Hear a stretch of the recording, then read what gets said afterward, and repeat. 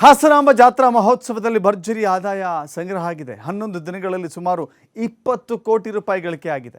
ವರ್ಷಕ್ಕೊಮ್ಮೆ ಮಾತ್ರ ಬಾಗಿಲು ತೆಗೆಯುವಂಥ ಹಾಸನಾಂಬೆ ದೇಗುಲದಲ್ಲಿ ಚಮತ್ಕಾರದ ಮೇಲೆ ಚಮತ್ಕಾರ, ಹಣ ಸಂಗ್ರಹದಲ್ಲೂ ಕೂಡ ಬಹಳ ದೊಡ್ಡ ಚಮತ್ಕಾರ ಆಗಿದೆ. ನಿನ್ನೆ ಸಂಜೆ 5 ಗಂಟೆವರೆಗೆ ಲೆಕ್ಕ ಹಾಕಿದರೆ 20 ಕೋಟಿ ಆಗಿದೆ.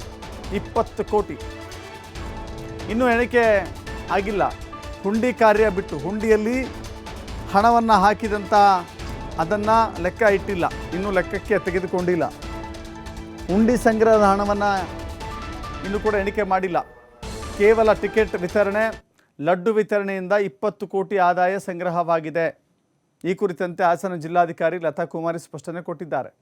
ಇವತ್ತು ರಾತ್ರಿ 10 ಗಂಟೆಗೆ ಸಾರ್ವಜನಿಕರ ದರ್ಶನ ಬಂದಾಗುತ್ತೆ. ನಾಳೆ ರಾತ್ರಿ 12 ಗಂಟೆಯಿಂದ ಗುರುವಾರ ಬೆಳಗ್ಗೆ 5 ಗಂಟೆವರೆಗೆ ಸಾರ್ವಜನಿಕ ದರ್ಶನ ಇರುತ್ತೆ.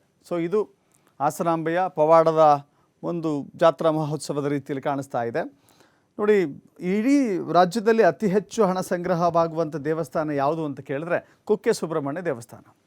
ಮೋಸ್ಟ್ಲಿ ಈ ರೆಕಾರ್ಡ್ ಇದೆಯಲ್ಲ, ಅದು ವರ್ಷ ಪೂರ್ತಿ ಸಂಗ್ರಹವಾಗುವಂಥ ಲೆಕ್ಕ ಕುಕ್ಕೆ ಸುಬ್ರಹ್ಮಣ್ಯ. ಬಟ್ ಇದು ಕೇವಲ ವರ್ಷಕ್ಕೊಮ್ಮೆ ಮಾತ್ರ ಬಾಗಿಲು ತೆಗೆದು 8, 10, 12 ಈ ಬಾರಿ 13 ದಿನ. ಈ 13 ದಿನದಲ್ಲಿಯೇ 20 ಕೋಟಿ. ಇನ್ನು ಉಂಡಿ ಕಲೆಕ್ಷನ್ ಹೆಚ್ಚು ಕಮ್ಮಿ ಒಂದು 2-3 ಕೋಟಿಗಾರು ಆಗುತ್ತೆ.